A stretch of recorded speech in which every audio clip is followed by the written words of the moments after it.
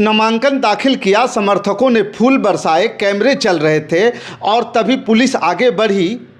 सिर्फ कुछ सेकंड में पूरा माहौल बदल गया। जिस महिला उम्मीदवार का नाम शायद बिहार के बाहर बहुत कम लोग जानते थे, वो कुछ ही मिनटों में पूरे देश की सुर्खियों में आ गई। ये है जनशक्ति जनता दल की उम्मीदवार वीना मानवी। लेकिन सबसे बड़ा सवाल, अगर पुलिस को गिरफ्तार ही करना था तो नामांकन के तुरंत बाद क्यों?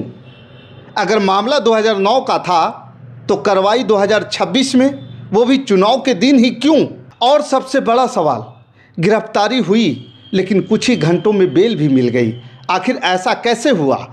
आज हम आपको बताएंगे पूरी कहानी, बिना अफवाह, बिना प्रचार, सिर्फ उपलब्ध तथ्यों और दोनों पक्षों के दावों के आधार पर। वीडियो के अंत तक जरूर बने रहिएगा, क्योंकि आखिर में मैं बताऊंगा कि इस पूरी घटना से सबसे ज़्यादा राजनीतिक फ़ायदा किसे हो सकता है। दोस्तों नमस्कार, मैं हूं पवन चंचल और आप देखना शुरू कर चुके हैं जन जोश न्यूज़। अगर आप इसे फेसबुक पे देख रहे हैं तो फॉलो कीजिए और यूट्यूब पे देख रहे हैं तो सब्सक्राइब कीजिए। देखिए, बिहार के बांकीपुर विधानसभा में उपचुनाव हो रहे हैं। नामांकन वाले आखिरी दिन जो हुआ वो सभी के दिमाग में एक सवाल बनकर के उभर रहा है।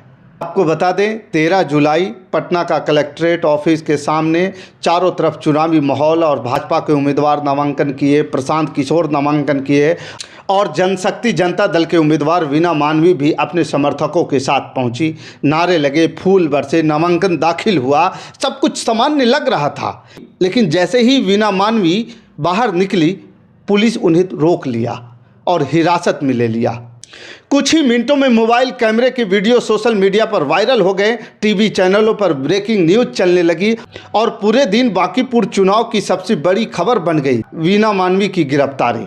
अब चलते हैं सबसे महत्वपूर्ण सवाल पर। सवाल ये है कि आखिरकार वीना मानवी का गिरफ्तारी क्यों हुई? पुलिस के अनुसार वीना मानवी को किसी नए मामले में गिरफ्तार नहीं किया गया है। पुलिस का कहना है कि 2009 के एक पुराने धोखाधड़ी मामले में अदालत द्वारा जारी गैर जमानती वारंट के आधार पर यह कार्रवाई की गई। यानी कि पुलिस का दावा है कि उसने सिर्फ अदालत के आदेश का पालन किया। लेकिन सवाल यहीं से शुरू होते हैं। अब विपक्ष और जनशक्ति जनता दल ने सवाल उठाया, अगर मामला इतना पुराना था तो गिरफ्तारी नामांकन के तुरंत बाद ही क्यों? क्या पुलिस को पहले वारंट की जानकारी नहीं थी? क्या चुनाव के बाद भी गिरफ्तारी हो सकती थी? यही सवाल पूरे दिन राजनीतिक बहस का केंद्र बना रहा।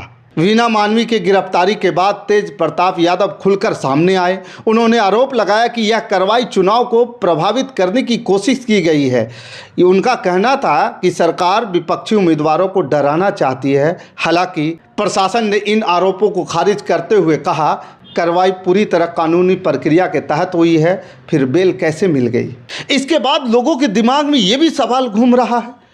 अब सबसे बड़ा सवाल जिसे हर कोई पूछ रहा है, अगर गिरफ्तारी हुई तो बेल कैसे मिल गई? दोस्तों, यही कानून को समझना जरूरी है। गिरफ्तारी का मतलब यह बिल्कुल नहीं होता कि व्यक्ति दोषी साबित हो गया। गिरफ्तारी इसलिए हुई क्योंकि अदालत का वारंट था। इसके बाद वीना मानवी को अदालत में पेश किया गया।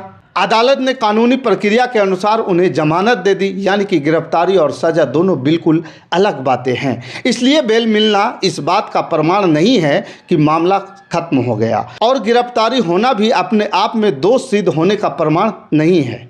ध्यान दीजिए, उसी दिन प्रशांत किशोर का भी नामांकन हुआ, भाजपा उम्मीदवार का भी नामांकन हुआ। लेकिन पूरे दिन टीवी पर, मोबाइल पर, यूट्यूब पर सिर्फ एक चेहरा दिखाई देता रहा, वो थी वीना मानवी।